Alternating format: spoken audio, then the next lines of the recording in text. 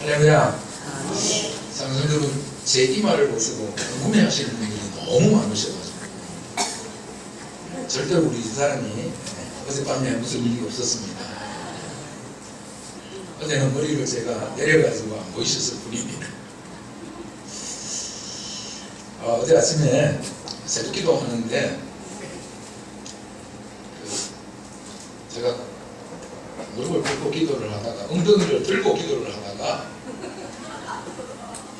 이제 이렇게 하면 노멘이잖아요. 그래서 이렇게 기도를 하다가 아멘 아멘 이렇게 기도를 하다가 십자가가 아니네. 그 십자가가 우리 밑에 지하실에 십자가가 날카롭게 앞으로 대충하게 되어 있어요. 그 십자가에 찍어가지고 이렇게 해서 제가 십자가의 흔적을 가지게 되었습니다.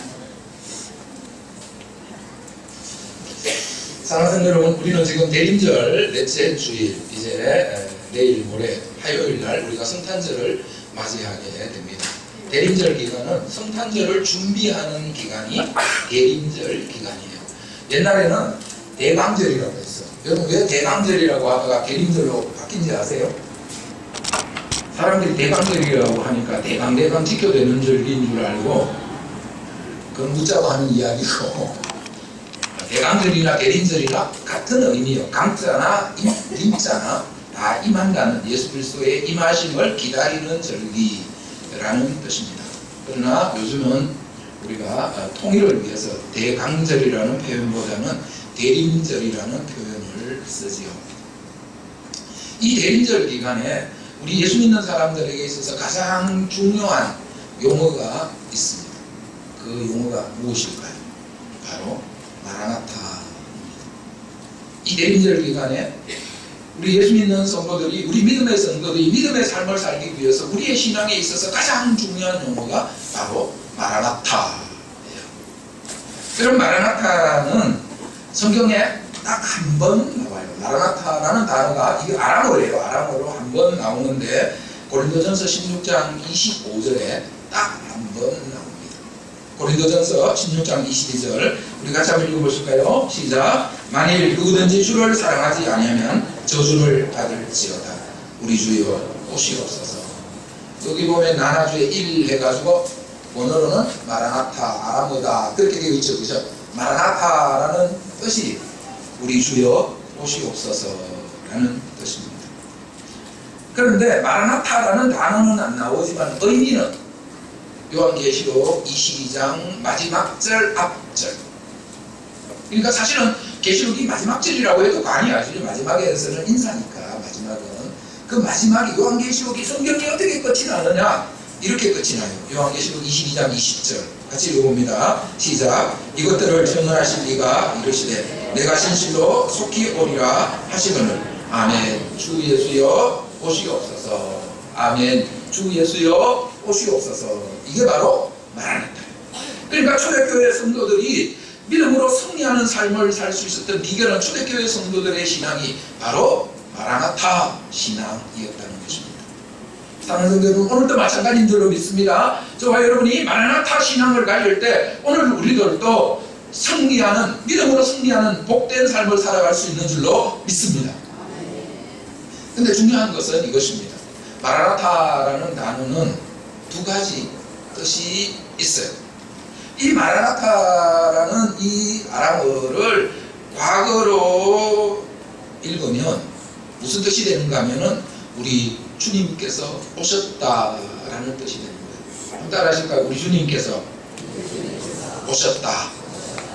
그러니까 마라나타라는 단어는 뭐와 연관되는 단어죠? 우리 주님께서 오셨다라는 의미가 되면 예수 그리스도의 초림과 예수 그리스도의 탄생과 초림과 연결되는 단어가 되는 거예요.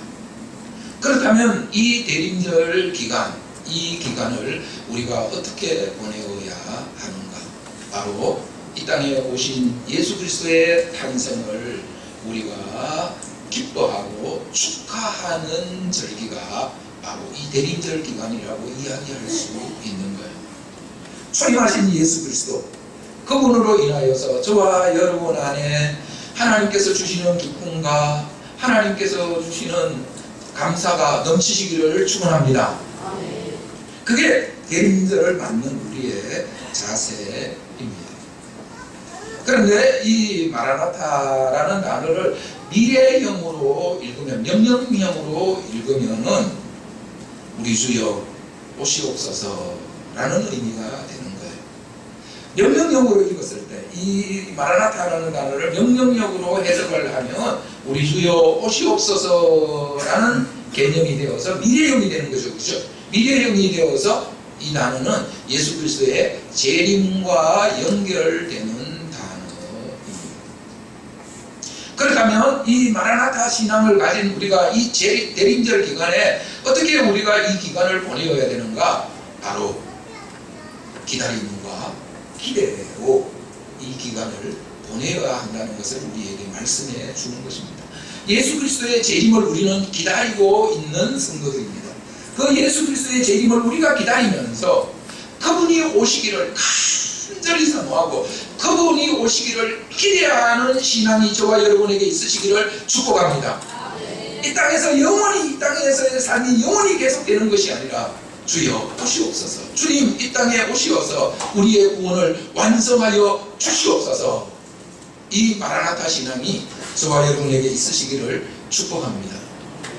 이 대림절 기간에 우리는 주님을 기다리면서 또 초림하신 예수 그리스도 그분의 오심을 우리가 기뻐하고 축하하면서 우리는 성탄목을 장식하지요. 여러분, 이 성탄목을 보면 요즘 성탄의 의미가 어떻게 되었는가 하는 것을 우리가 좀 이해할 수 있습니다. 한번 보실까요? 너무 아름답죠, 그죠? 우리는 이런 성탄 트리를 많이 볼 수 있습니다. 또 교회에서 이런 성탄 트리도 많이 볼 수 있습니다. 마지막 세 번째, 이런 성탄 트리는 많이 보셨어요? 보지 못했어요? 많이 못 보셨죠? 그러면 서울 앞 광장에 세워져 있는 저 화려한 성탄 트리, 두 번째, 성탄 트리에 온갖 것들을 장식한 눈도가 있고 선물 보따리도 있고 그 다음에 산타크로스도 있고 그런 성탄 장식들, 그리고 마지막 세 번째 보면 이 단순한 성탄 트리, 이 세 가지 성탄 트리 가운데서 우리는 지금 어떤 성탄 트리를 많이 보고 있습니까? 첫 번째하고 두 번째이지요. 그러면 교회에서 세워야 할 성탄 트리는 이 세 가지 성탄 트리 가운데 어떤 성탄 트리일까요? 당연히 1, 2, 3번 가운데 몇 번째야? 네, 세 번째 성탄 트리. 그럼 세 번째 성탄 트리, 교회가 세워야 될 성탄 트리는 어떻게 구성되어야 하는가를 한번 보겠습니다. 제일 먼저 전나무. 이게 북유럽에서 성탄 트리 제도가 3, 4세기경에 생겼기 때문에 제일 먼저 성탄 트리예요. 성탄 트리에 전나무. 그래서 이 전나무. 두 번째, 저게 사과예요. 사과. 그 다음에 세 번째, 장미꽃. 네 번째, 빵. 다섯 번째, 초. 예피라는 거, 초. 거기 있으니까 예피 같아요. 초. 그래서 성탄 트리는 몇 가지로 장식을 해야 돼요? 5가지. 첫째 뭐예요? 전나무. 둘째요? 사과. 셋째요? 장미꽃. 넷째? 빵. 다섯 번째? 초. 이 5가지로 장식을 해야 합니다. 왜 교회는 이 5가지로 장식을 했을까요?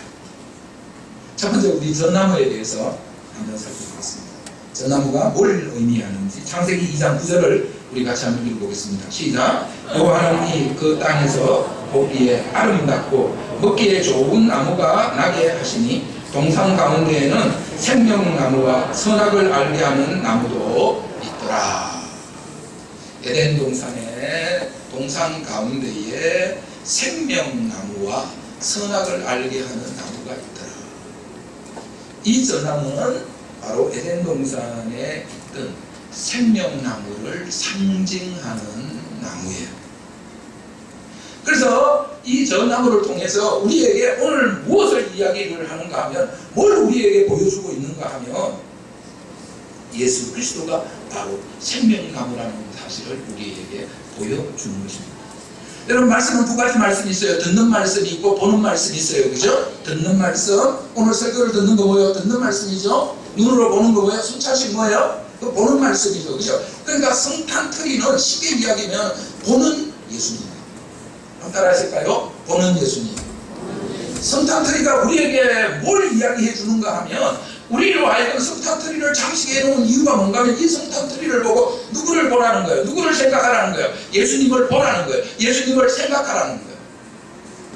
그러니까 아름다운 장식을 한 것이 아니에요. 절대로 아름다운 장식을 한 것이 아니고, 이 성탄트리를 보면서 예수 그리스도 그분을 보라는 거예요. 그분이 누구신지를 이 성탄트리를 보면서 그분을 깨달으란 말이에요. 그러니까 이 전나무를 보면서 생명나무, 잃어버린, 우리 인간의 죄로 인해서 잃어버린 생명나무, 그 생명나무가 이 땅에 오셨는데 그분이 바로 예수 그리스도인 줄을 믿습니다. 생명나무이신 예수 그리스도를 상징하는 것이 바로 이 전나무입니다. 여러분, 우리 인간이 죄를 범함으로 말미암아 이 생명나무가 사라졌죠. 그러면 이 생명나무가 어디에 있습니까? 계시록 22장 2절을 같이 한번 읽어보겠습니다. 시작. 길 가운데로 걸어더라. 강 좌우에 생명나무가 있어 12가지 열매를 맺되 달마다 그 열매를 맺고 그 나무 잎사귀들은 만국을 치료하기 위하여 있더라. 새하늘과 새 땅에 거기에 생명나무가 보존되어 있는 것을 우리는 보게 됩니다. 우리 인간이 범죄함으로 말미암아 에덴 동산 중앙에 있었던 그 생명나무가 이 땅에서는 사라지고 새하늘과 새 땅에 그 생명나무가 있는 것을 보게 됩니다. 사랑하는 여러분, 이 에덴 동산의 생명나무와 이 새하늘과 새 땅에 있는 이 생명나무는 어떻게 연결이 될까요? 바로 요한복음 14장 6절 말씀에 의해서 이 두 생명나무가 연결이 되는 거예요. 예수님께서 말씀하셨습니다. 내가 곧 길이요 진리요 생명이니 나로 말미암지 않고는 아버지께로 올 자가 없느니라. 예수님은 자기 자신이 길이라고 말씀하셨어요. 무슨 길이라는 것입니까? 바로 십자가 나무를 통해서 에덴 동산에 있는 생명나무에서 새하늘과 새 땅에 있는 생명나무로 가는 길이 된다는 것을 예수님이 말씀하시는 거예요. 사랑하는 여러분, 예수 그리스도의 십자가가 에덴 동산의 생명나무와 새하늘과 새 땅의 생명나무 사이에 세워져 있는 것을 믿습니다. 죄로 타락하는 우리 인간이 예수 그리스도의 십자가를 통해서 바로 새하늘과 새 땅에 있는 생명나무로 나아갈 수 있다는 것을 우리에게 말씀해 주고 있습니다. 그래서 예수님이 바로 생명나무라는 사실을 우리에게 말씀하시는 겁니다. 그래서 주님은 우리에게 말씀하십니다. 하나님이 세상을 이처럼 사랑하사 독생자를 주셨으니 이는 예수님을 믿는 자마다 멸망치 않고 영생을 얻게 하려 하십니다. 예수 그리스도를 주님으로 믿는 저와 여러분은 이미 영생을 얻은 줄로 믿습니다. 내가 곧 길이요 진리요. 에덴 동산에 생명나무가 있고 그 옆에 선악을 알게 하는 나무가 있었습니다. 선악을 알게 하는 지식나무가 있었습니다. 지식나무. 그런데 그것을 다 먹으면 눈이 밝아져서 하나님같이 된다고 했어요. 그죠? 진리에 도달한다는 말이에요. 그죠? 그런데 여러분, 그것을 다 먹으니까 진리에 도달해진 게 아니고 어느 정도로 그냥 어리석어졌습니까? 무화과나무로 옷을 입을 정도로, 무화과나무로 옷을 내입고 한두 시간만 지나고 나면 어떻게 해요? 어스럭어스럭. 그 정도로 어리석어졌어요. 하나님이 찾아오셨는데 하나님이 아담아 하니까 어디에 가서 숨어요? 그 아담을 보면 꼭 뭐하고 왔습니까? 꼭 응하고 같아요. 그죠? 고개 숲을 저기다 고개 치고 그 응하고, 아담의 수준이 껌의 수준으로 그렇게 된 모습을 우리가 볼 수 있어요. 그런데 진리이신 예수님, 그분을 믿는 성도들에게 진리의 영이 우리 안에 계시기 때문에 그 진리의 영이 우리에게 지혜를 주시는 줄로 믿습니다. 지식이 아니라 지식을 뛰어넘는 지혜의 성령께서 우리에게 주시는 줄로 믿습니다. 예수님 그래서 우리로 하여금 생명을 얻게 하신다. 이 생명은 다시 한번 말씀을 드립니다만은 우리 인간 안에 있는 이 생명이 아니에요. 이 목숨이 아니에요. 이 목숨이 아니고 누구의 생명이요? 하나님의 생명. 할렐루야. 하나님의 생명을 우리에게 주시는 거예요. 하나님의 생명. 하나님의 생명. 질적으로 완전히 다른 생명. 이 땅에 우리 인간의 피조물의 생명은 생로병사가 있죠. 그죠? 그런데 하나님의 생명에는 생로병사가 없는 완벽한 생명, 부족함이 없는 생명. 그 생명 하나님께서 우리에게 예수님을 통해서 주신 줄로 믿습니다. 전나무가 그것을 우리에게 말씀해 주는 거예요. 두 번째, 사과를 장식한다고 했습니다.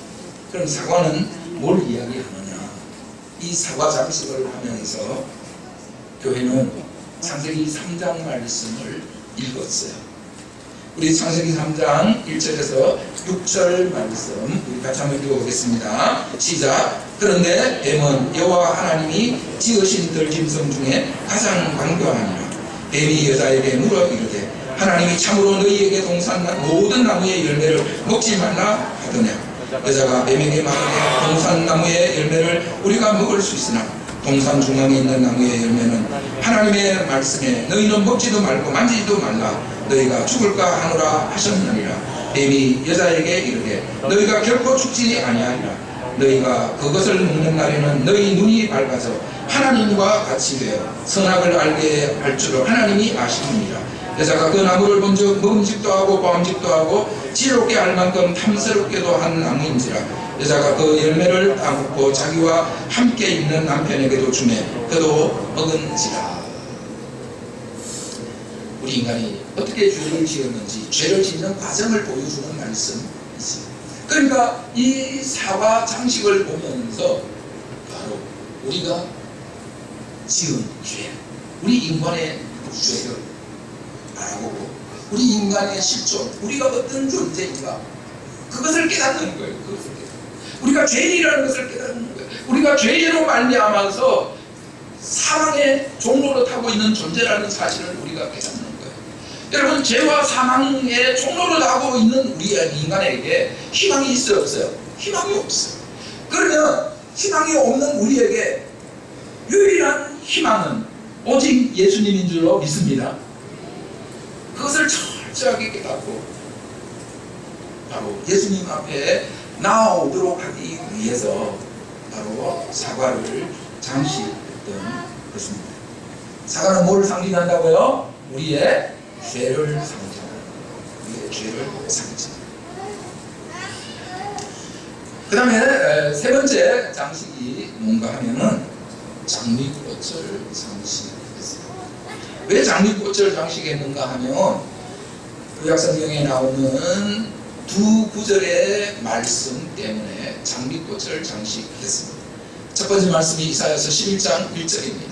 이사야서 11장 1절 우리 같이 한번 읽겠습니다. 시작. 이새의 줄기에서 한 싹이 나며 그 뿌리에서 한 가지가 나서 결실할 것이요. 이새의 줄기에서 한 싹이 나고 그 뿌리에서 한 가지가 난다. 한 싹, 한 가지가 바로 예수 그리스도를 이야기하지. 예수 그리스도의 오심을 이사야 선지자는 그렇게 예언을 했습니다. 그 이새의 줄기에서 난 한 싹, 그 뿌리에서 난 그 한 가지의 꽃이 피었는데 이사야서 35장 1절에 꽃이 피었습니다. 이사야서 35장 1절을 우리 읽어보겠습니다. 시작. 광야와 메마른 땅이 기뻐하며 사막이 백합화같이 피어 즐거워하며. 우리 성경은 번역을 백합화같이 피어 즐거워하며 라고 번역을 했습니다. 그런데 어느 성경을 보면 백합화가 아니고 장미예요. 영어 성경을 보면 로즈라고 되어 있어요. 로즈. 장미. 장미꽃이 핍니다. 그 사막에서 장미꽃이 피는 거예요. 그 화려한 장미꽃이 피는 거예요. 그 아름다운 장미꽃이 피는 거예요. 그 사막이 장미꽃 동산으로 바뀌게 된다는 거예요.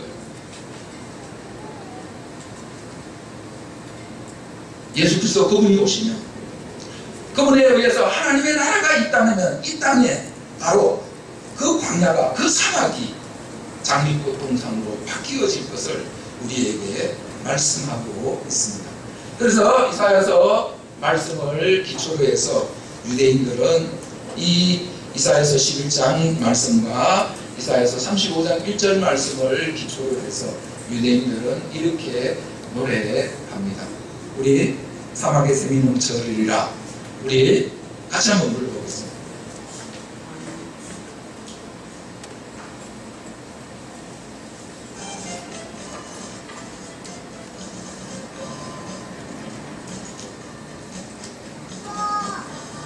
샘이 넘쳐 흐르리라. 사막에 꽃이 피어 향내 내리라. 주님이 다스리는 그 나라가 되면은 사막이 꽃동산 되리.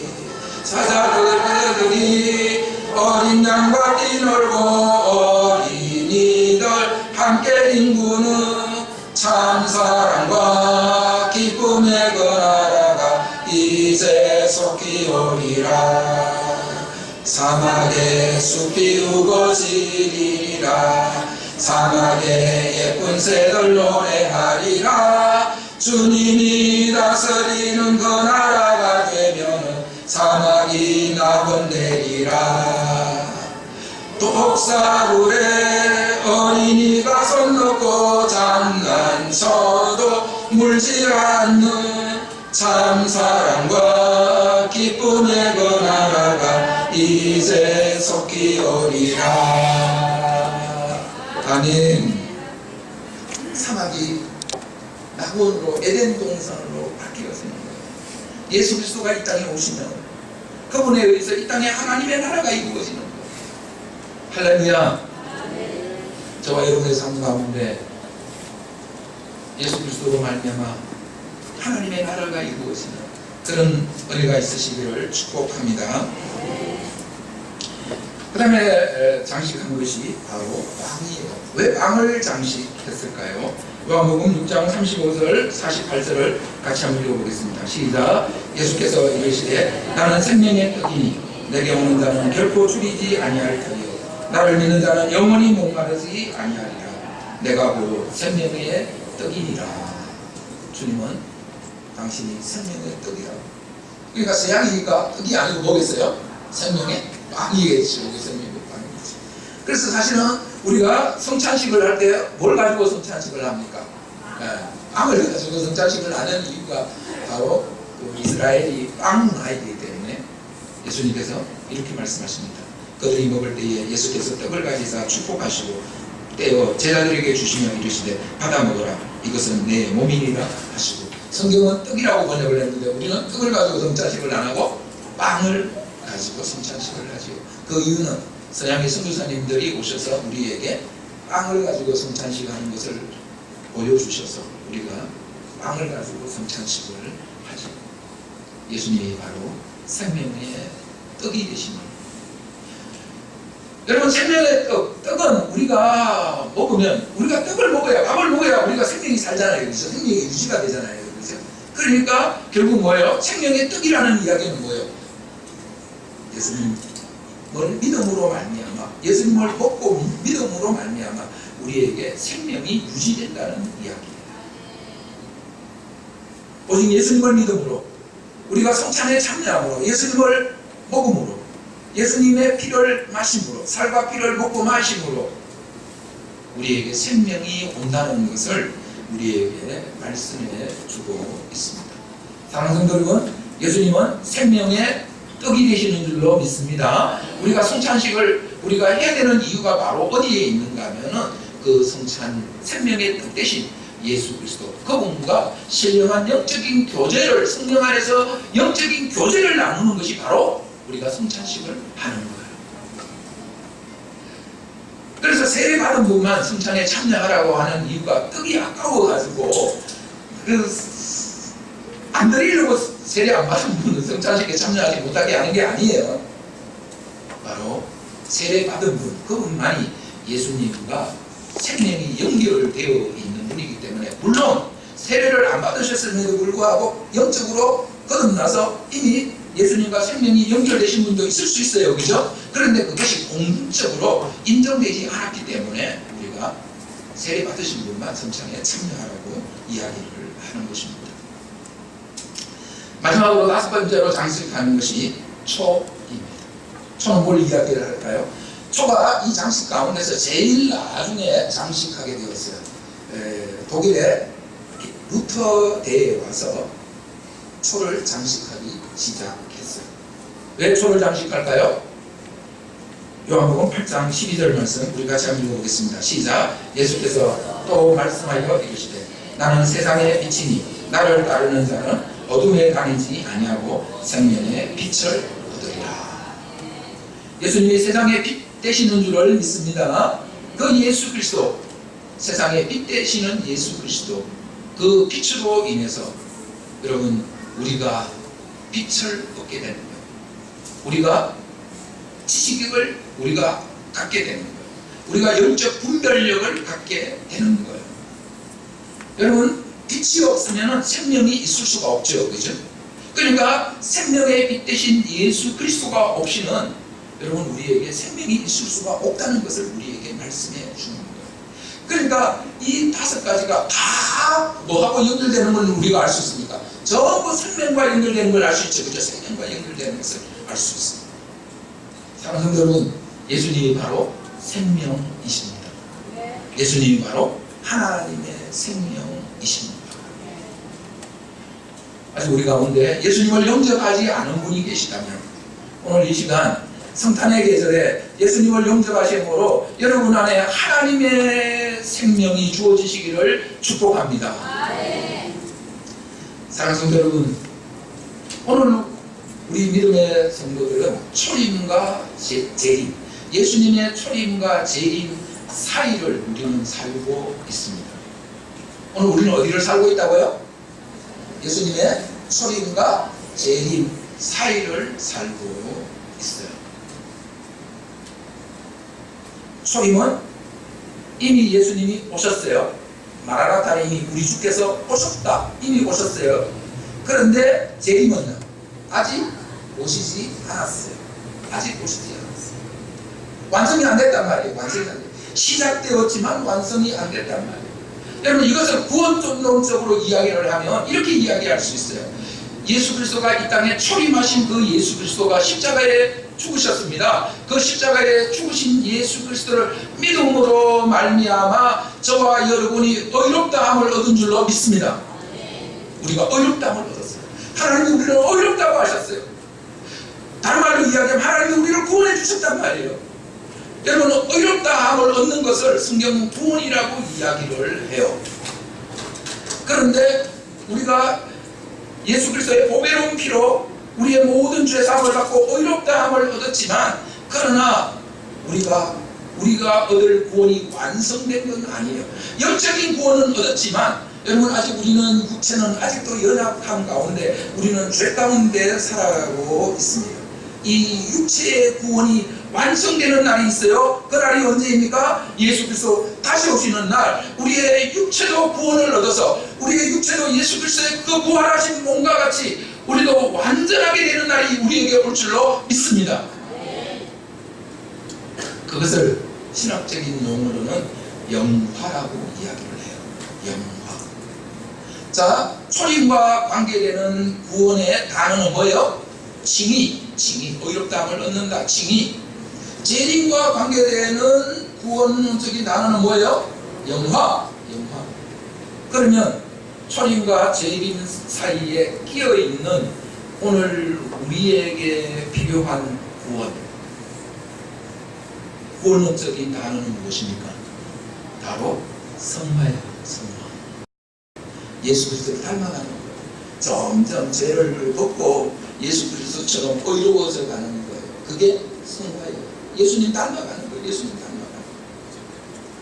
사랑하는 성도 여러분, 오늘 초림과 재림 사이에 있는 저와 여러분은 예수 그리스도의 모습, 그분의 성품과 그분의 사역을 우리가 닮아가야 하는 줄로 믿습니다. 그분 닮아가는 거예요. 그분 닮아가는 거예요.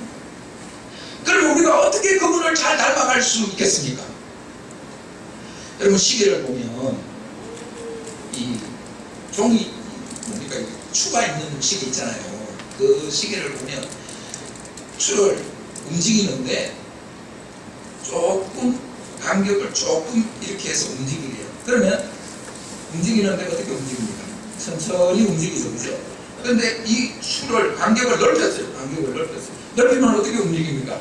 이게 1초 만에 왔다 갔다 해야 되니까 어떻게 해요? 빨리 왔다 갔다 하겠죠. 빨리 왔다, 역동적으로 빨리 왔다 갔다 하는 것을 우리가 볼 수 있습니다. 무슨 말씀인가 하면, 예수 그리스도의 초림으로 인한, 십자가 보혈로 인한 의롭다 하심을 얻은 그 구원에 대해서 우리가 감사하고 감격하는 그 정도가 크고, 그 다음에 다시 오신 예수 그리스도의 재림을 간절히 사모하는, 내가 육체가 구원받을 것을, 육체가 온전해질 것을, 내가 제 가운데 살면서 탄식하면서 믿음으로 살기를 원하지만 이 육체의 연약함으로 인해서 믿음으로 살지 못하고 여전히 죄 가운데 삶으로 말미암아 예수 그리스도의 그 십자가의 은혜를 부끄럽게 하는 우리 자신의 모습을 너무 안타까워하면서, 주님 오시옵소서, 주님 오셔서 내 구원을 완성시켜 주시옵소서, 그렇게 예수 그리스도의 재림을 간절히 사모하는 성도들, 그 성도는 쉽게 비유로 이야기하자면 간격이 넓은 거, 큰 거예요. 그러니까 그 삶이, 이 성화의 삶이 어떤 삶이겠어요? 역동적인 성화의 삶을 산다는 거예요. 역동적으로 예수 그리스도를 닮는 삶을 산다는 거예요. 그런데 승리에 대한, 예수 그리스도의 십자가의 보혈로 구원받음에 대한 감사가 감사하네요. 그냥 그 정도.